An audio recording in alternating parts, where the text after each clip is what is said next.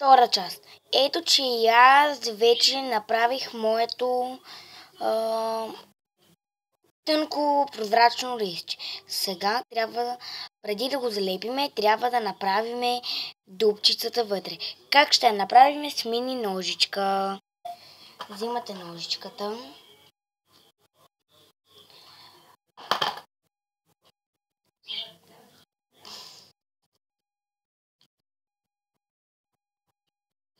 Прегълвате лекичко, но това е малко трудна част и трябва да го направите с помощ от родител.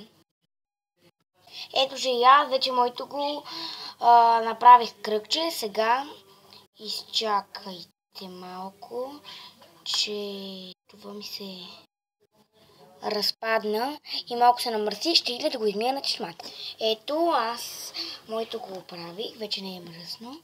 Сега го залепваме. Когато искаме да вземем салфетка, лоп, взимаме лоп, взимаме лоп. Сега отлепваме го. Взимаме памук и за малки парченца, които са направени на топченца. И започваме да вкарваме.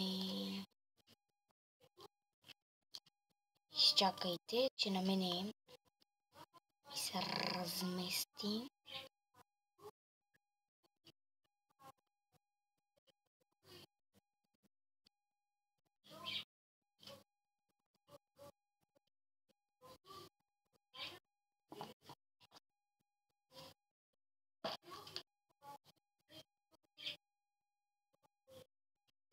И го пълните с памук.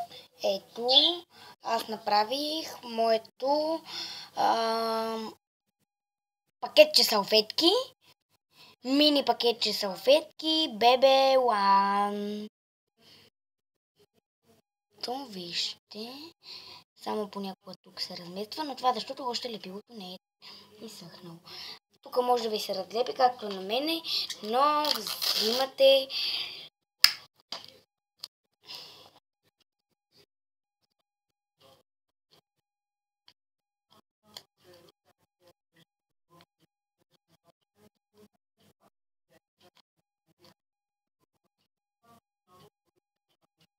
ето и така го лепвате и от двете страни.